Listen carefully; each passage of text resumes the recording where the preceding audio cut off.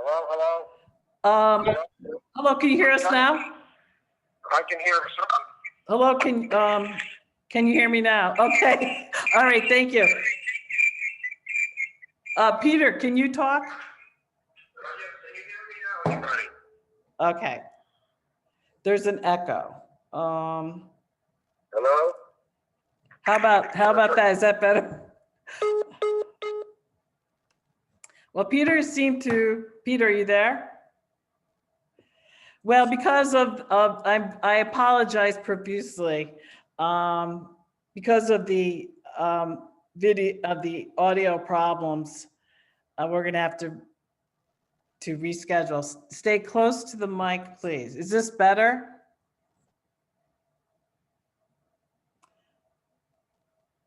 Okay, good. You can hear me. Let me see if I let me see if I can get Peter on the phone.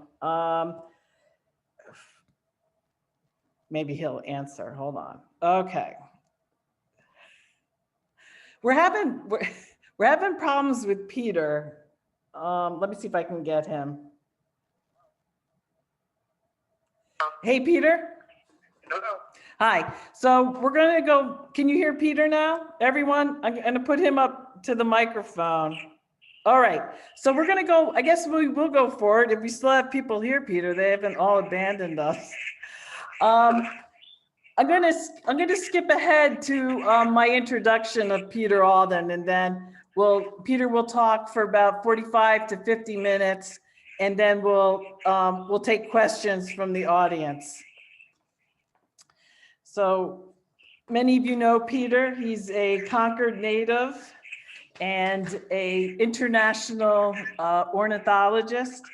And he's written more than 15 books on North American African wildlife, including the National Audubon Society's Regional Field Guide.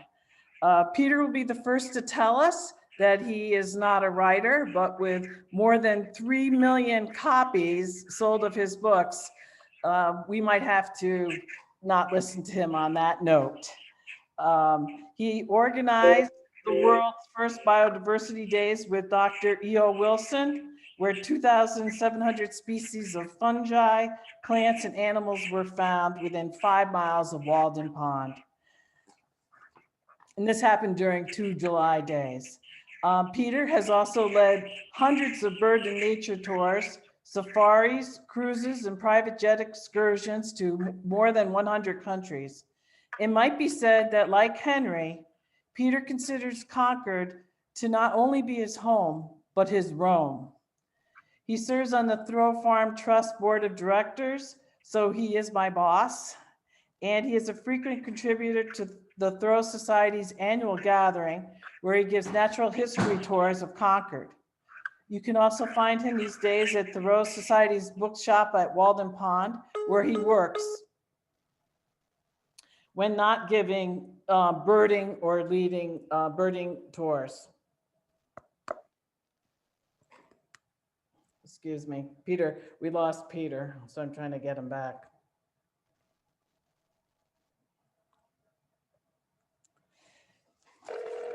So as soon as Peter answers the phone, hi Peter, the right connection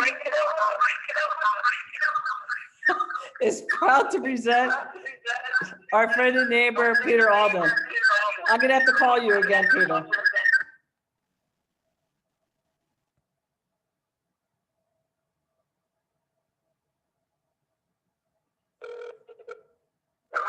Hello. Hi, Peter. You're on. Okay. Good afternoon, everyone. It's raining up here in Concord, Mass. Are you getting too much echo? No. I guess not. Okay.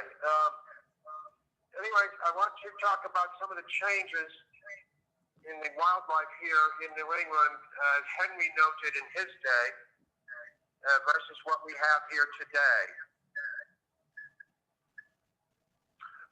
Back before Henry's day, in our day, there were many species of elephants and big cats here, and many species that were wiped out by the American Indians in most cases, possibly with some climate change involved. This is one of the Indians from the Penobscot Nation, which Henry visited on his several trips to Maine. And he really cared a lot about the American Indians and their view of nature and the world. This is some of our forests that came in after we were tundra, with the result of the glaciers receding to the north. As we know, in the 1600s, many people from Northern Europe came here to New England to settle and farm, and invariably cleared the forest with our steel axes, metal saws. The Indians mainly had fire to open up some countries for some early agriculture.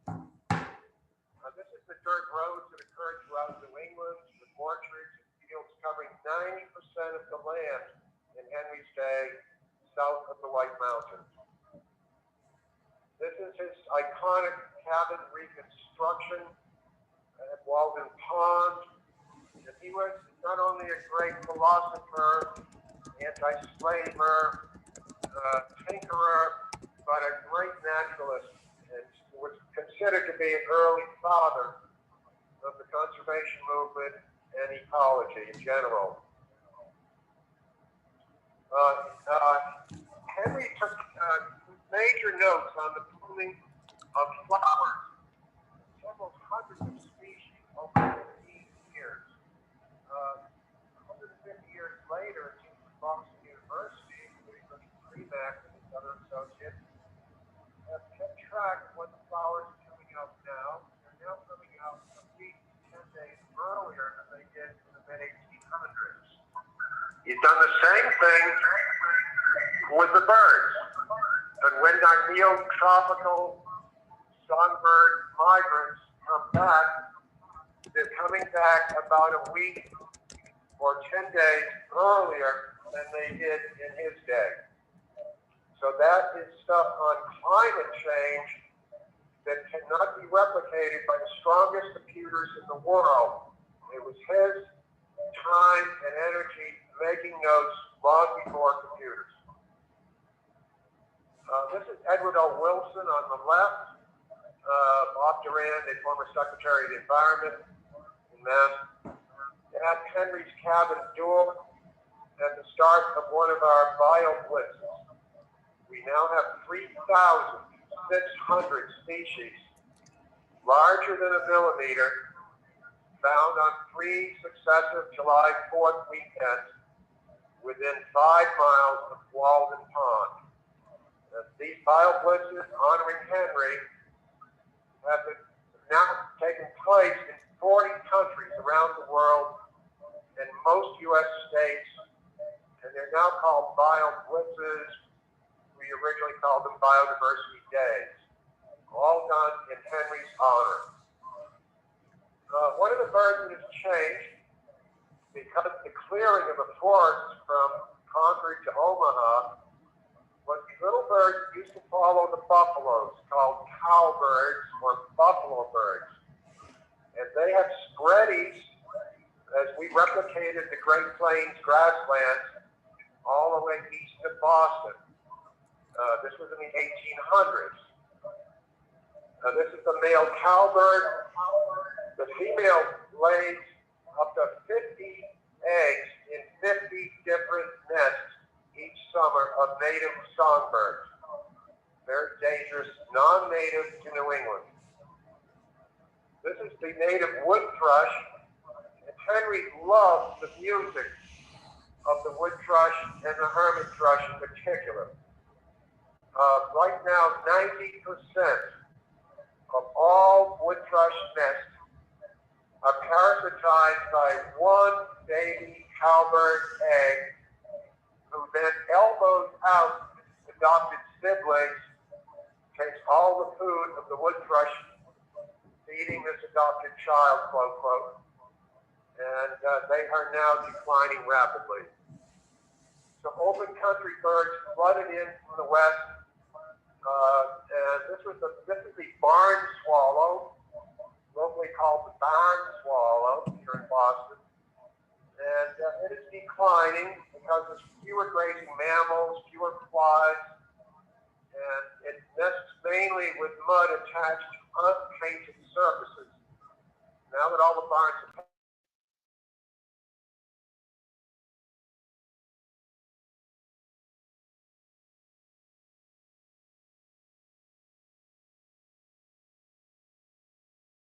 the bobolink, the grassman, probably not native to New England, came in from the Midwest, and now a nearly endangered species in the Northeast. Another bird widespread in Henry's day, as well as the mid-century, the 1900s, now virtually gone because of the man-altered grasslands, and it mainly survives in airports. The kestrel is a small falcon, and it was much commoner in his day, and it's just barely hanging on in New England. The bob white was here in Henry's day, but no longer found in most of Massachusetts. Disappeared as our landscapes have become suburbanized, chemlawn, and reburgeoning forest, not the habitat of the bob white. This is an alligator. I mention this because many of us who care are worried about climate change. The possibility that within 100 years, the climate of South Carolina will be here in New England, and we will have alligators and Indian pythons and a lot more mosquitoes. Migrant birds. Henry had difficulty identifying many sandpipers and warblers with his relatively poor optics. But this is the Blackburnian warbler, one of our birds that winters in Latin American tropics and will be welcoming back in May. This is what Concord will look like if we melt all of the glaciers and all the polar ice caps. We will be under 200 feet of water. Conversely, if the ice ages were to return, the sea levels would drop from current levels 400 feet. And there used to be, according to the Wampanoags, there was Wampanoags and their ancestors living on George's Bank, which connected Cape Cod with Nova Scotia. So that's a 600-foot up or down as we mess with the climate. On the mammals that Henry never knew, I suppose you know what this is, folks. This is a beaver lodge with all those logs shaped like a muskrat lodge, which is made with soft vegetation, not sticks. The beaver was trapped extensively, and it has also been very important in bringing back the great blue herons. Since we banned most trapping, the beavers have really increased, and they drown forest, and in the dead trees, we have great blue herons now. This is a beaver, and we probably have 20 of them in Concord. These are the great blue herons. They love to nest on dead trees surrounded by water that raccoons and coyotes will not swim in, because raccoons will climb the nest and eat the eggs and babies. But with no beavers and no dead trees because of new beaver lakes, great blue herons were scarce in his day, now quite common. Another animal, we're not sure whether it was here in the 1600s or not, but this is the coyote. We know we had wolves, but we don't know about coyotes for sure. But they're really common now. We see them at Walden occasionally, the airports, grasslands, backyards, they're everywhere. Do you know what this is, folks? It is not a Fisher cat. It is not a cat. It's a weasel of the mustelid group. very fine, valuable fur, completely trapped out in Henry's day, and now we have 20 or so here in Concord itself. A mammal he never saw. Another mammal he never saw was the black bear, and they are increasing greatly. We now have several thousand black bears in the state of Massachusetts, and they're increasing.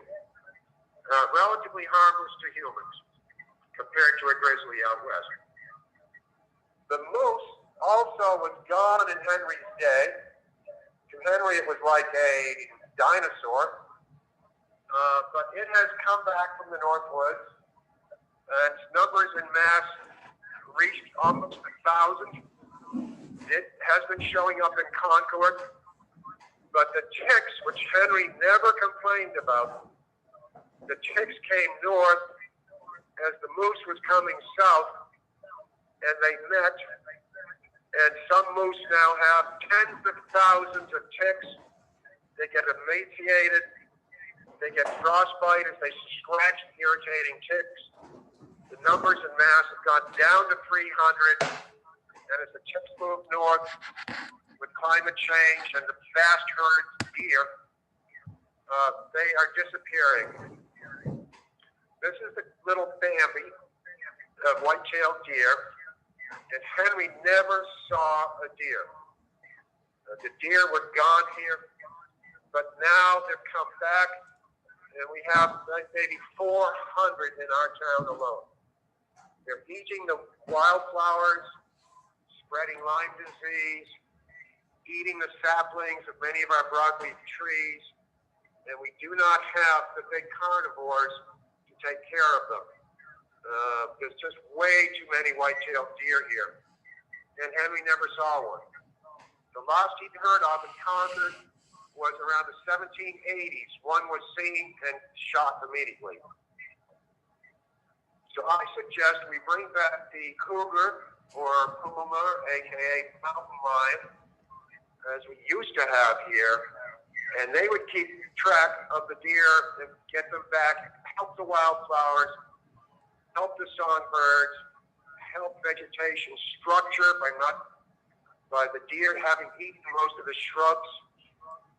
So it'd be a very beneficial thing. And if that doesn't work, we bring in some wolves, and they will keep the numbers of deer down. And the dogs will be healthier, people will be healthier, wildflowers will be in profusion, and we'll get a more diverse forest other than these major white pine forests, because the deer don't eat white pine parts. And they're not able to use dental floss to get that white sticky stuff out of their teeth, because of their hooves. That doesn't work. We could bring in the endangered Siberian race of the tiger, which would be very similar to the symmetra-toothed cat and the saber-toothed cats that coexisted here with many large mammals until the American Indians wiped out most of them for food and probably hunted down the saber-toothed cats in the snows of winter because they would be a threat to people.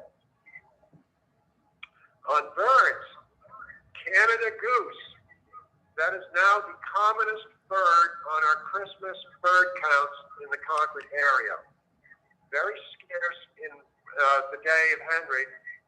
He saw a few flying south, some flying north, but not summering and breeding, not wintering, and heavily hunted.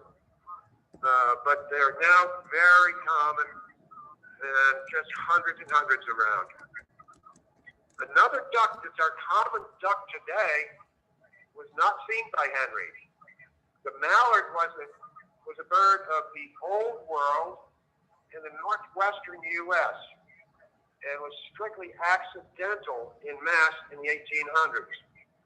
Then they were brought because of their colors to botanical gardens and estates around many cities in eastern North America, and they have managed to interbreed with black ducks and dominate them.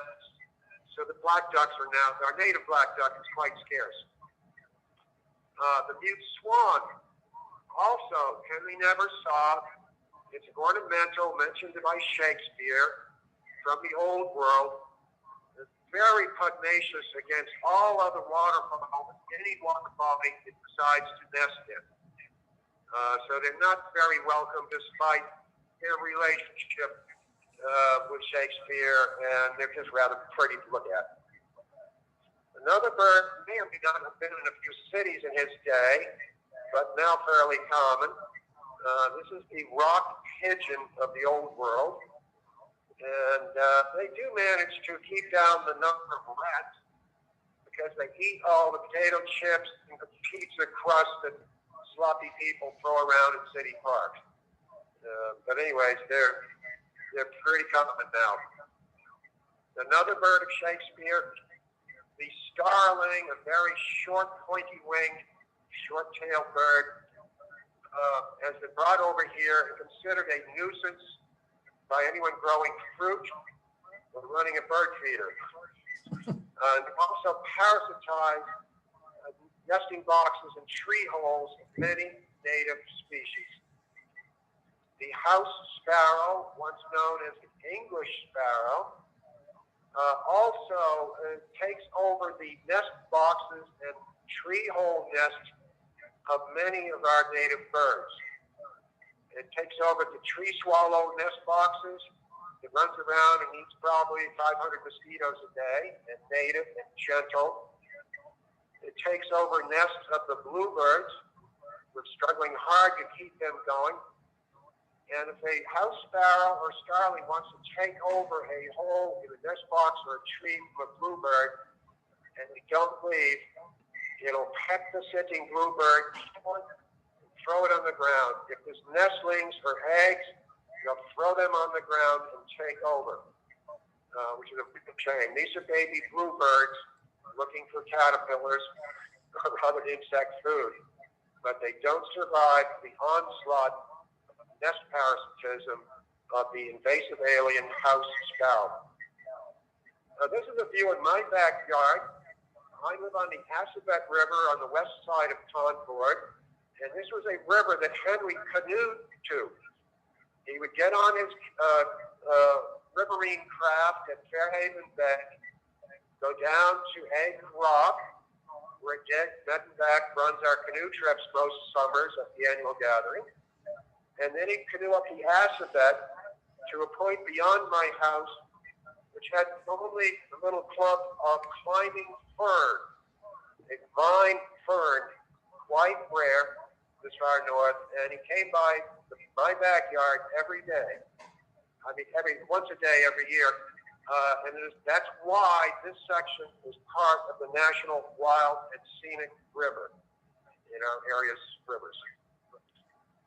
This is the basement of the local Mass Audubon Society gift shop, and this is the amount of gold they make selling bird seed and bird feeders.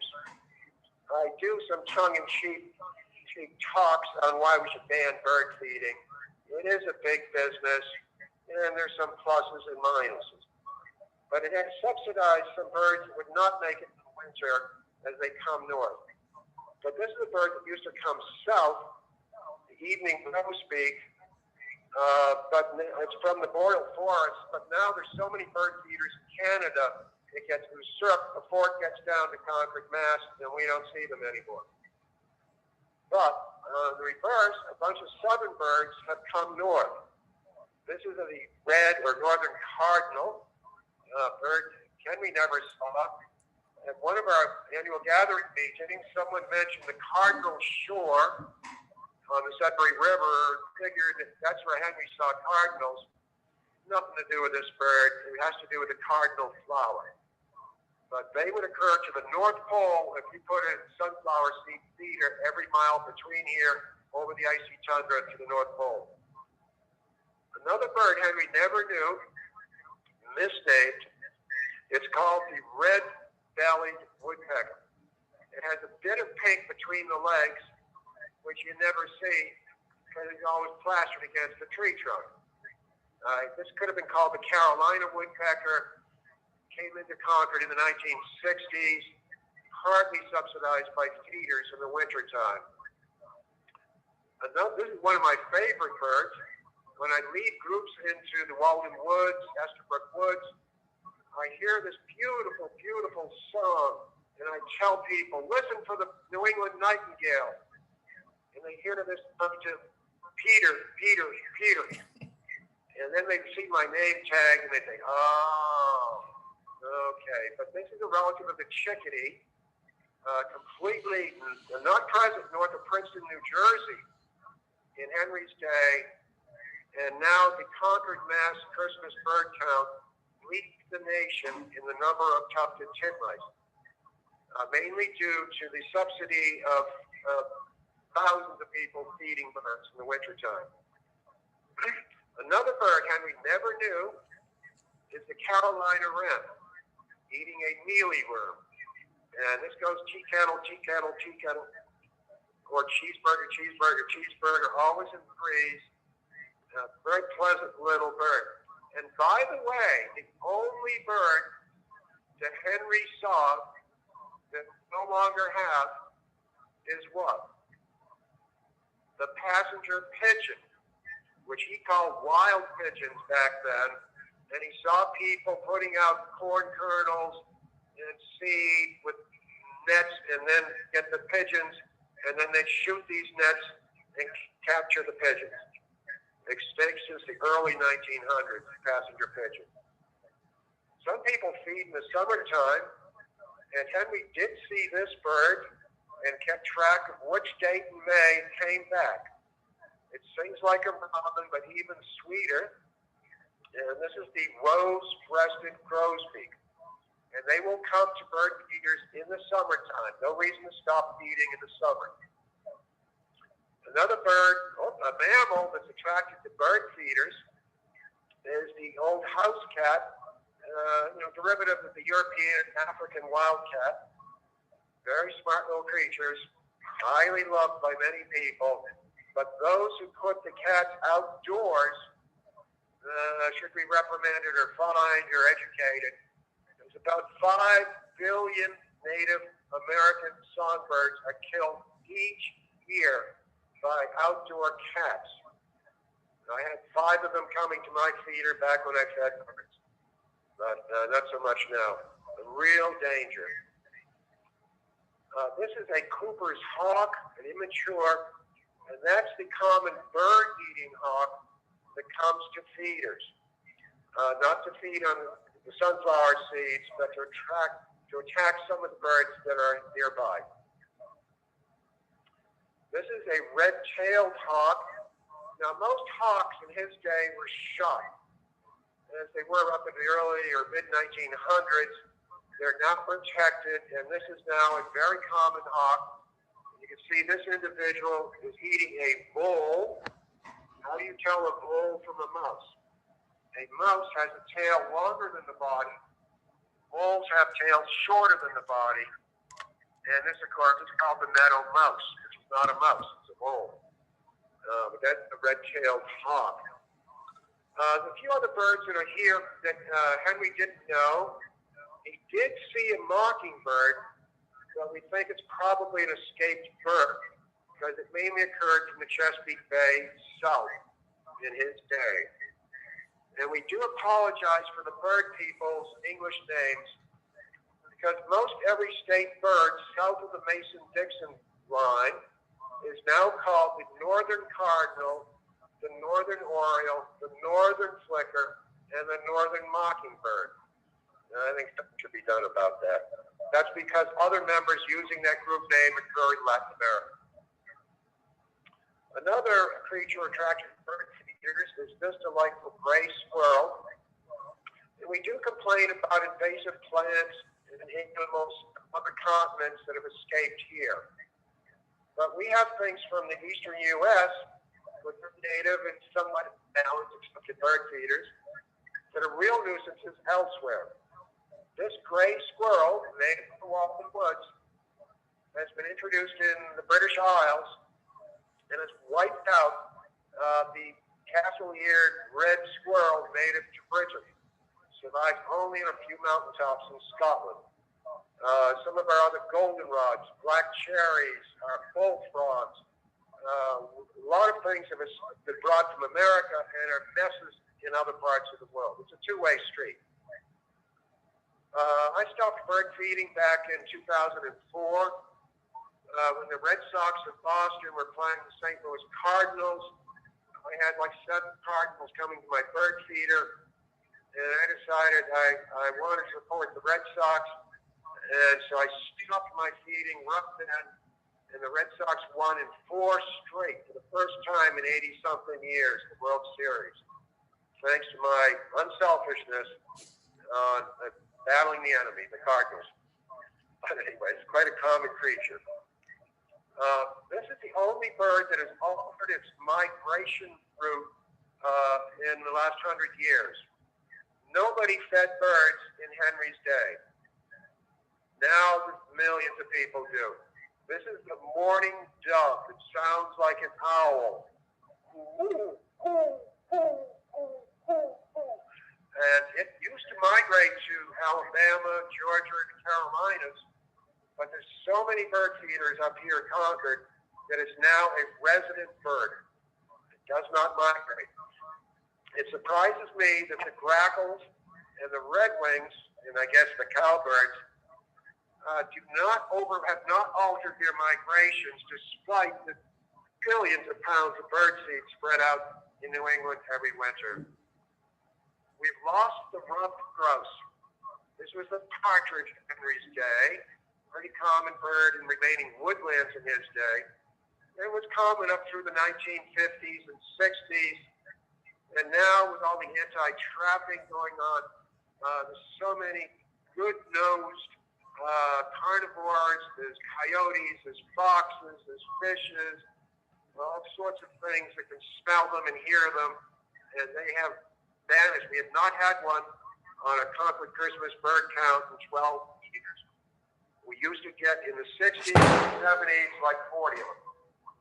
We've lost the ringneck pheasant, but we've brought back, with a lot of hard work, the wild turkey.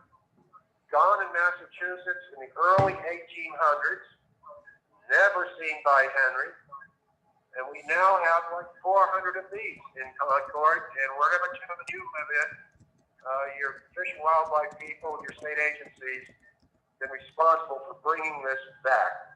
And it's a very regular visitor to the grounds of the visitor center around the shop at Walden, which we hope you'll all visit and check our website for deals.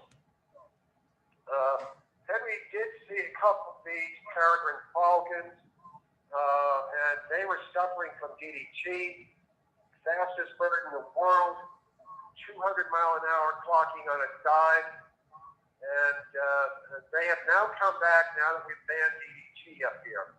It's a fairly regular bird. Some nest sites, bridges and cliffs here in New England again. I'm going to end with this bird, our national bird. Ben Franklin wanted the wild turkey, which provides food, rather than this good-looking, fish-eating vulture, basically, which is the symbol of America today. And it suffered greatly from DDT poisoning, was laying eggs with no shell. And we're proud to say that it is now nesting for the first time ever, at least since the colonial days, nesting on the west side of Fairhaven Bay, and comes and feeds at Walden frequently during the warmer months. And we also ended on a very positive note, a bird that was special to Henry is the common loon. The common loon, a relative of the penguins of the southern hemisphere, we had a pair of adult common loons all summer at Walden, but they were looking for an island to nest upon where coyotes and raccoons and foxes wouldn't eat the eggs and babies, and there was no island here. But they were here all summer, and they were yodeling early and late in the day, and they were friendly with the swimmers, and we are now considering putting in a floating nest box on a far corner of Walden as has been successfully used by loons in northern New England and the Berkshires. It'll be a fight to install this, but will draw a lot of interest and publicity. And Henry would smile up there in heaven if he knew that loons that he heard calling in Maine and New Hampshire are nesting at Walden. That would make him very, very happy. So I thank any of you who could hear me. Sorry about the audio problems. I'm a proud Luddite. Margaret did her best. And I'm going to hang up now. No, don't hang up. We have. No, I'm not going to hang up. If there are any questions, we'll go for them. But thank you, and hope to see you at a future annual gathering, folks. Well, Peter, I have some questions, and I think the audience does too. How do you go about writing a guidebook? Well, I'm not writing prose or poetry. I am a repackager of information. I've, written 15 books, sold 3 million. But I'm trying to get people back into nature, either by writing travel guides for watchers and field guides, not just to birds, but to all visible biodiversity. So I decided with Andy Stewart, my publisher, after doing an African wildlife book, I've been working in 100 countries around the world over and over and over again. Andy Stewart, this Margaret Carroll, decided, Peter, I know you got more books up your sleeve. And I told him I wish I had the books I had as a kid in Concord, the field guides to all the common birds, flowers, butterflies, mushrooms, mammals, turtles of just New England. Because most of the field guides in the U.S. cover the whole country or half the country, and half or more of all the creatures, plants, animals are in those books do not occur in New England. So that's why I started on a series of regional field guides around the U.S. Hey, Peter, we have a question from Steve Melcher. Yep. Were cats popular as pets in Henry's day?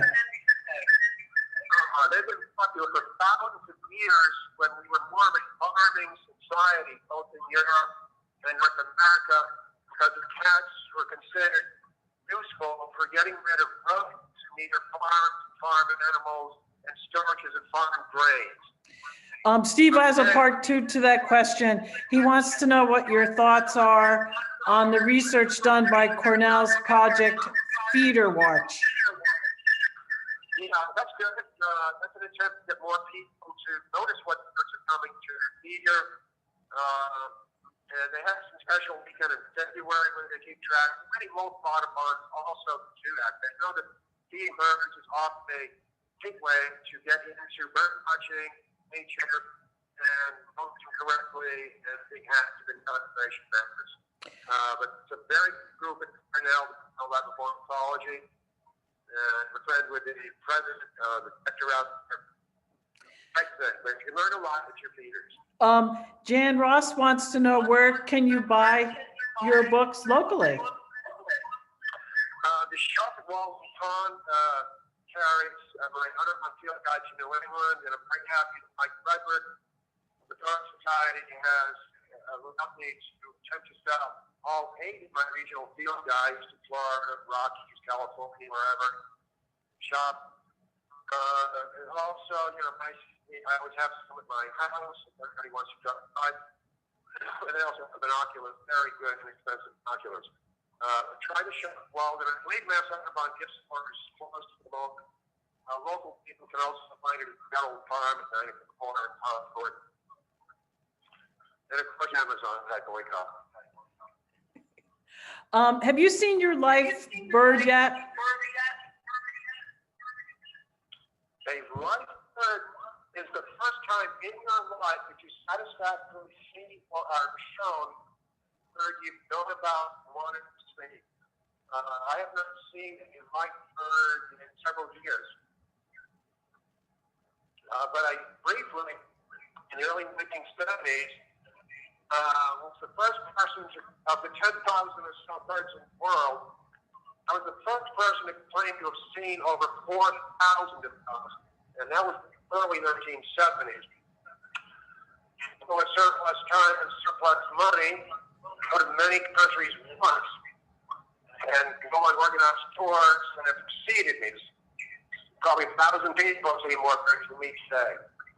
But I had to go back to Galapagos 25 times, and Antarctica 30 times. I haven't seen a bird there in the last 15 or 30 trips. Hey, tourism. Peter, the echo is back. So I'm going to thank you, and I'm going to thank our audience. One last question. People want to know who took the photos. Some of mine, some of them other colleagues, a friend of mine, Simon Perkins, in Concord, is trying a few others on the internet that have better photos than mine. I'm into education and enthusiasm. I've been telling people I'm the world's greatest photographer. Go look at the last 150,000 pictures I've taken. So I don't plan to be a fabulous photographer. I have photographed thousands of species. Some of these pictures are mine. If there's a bad picture I can get my hands on, I'm going to go for it. It's going to turn somebody on to being a birder or natural and for ecologist. Well, thank you everyone for putting up with us today, and hopefully we'll have better luck next time. Thank you. Thank you, Peter. Thank you. Bye. Bye.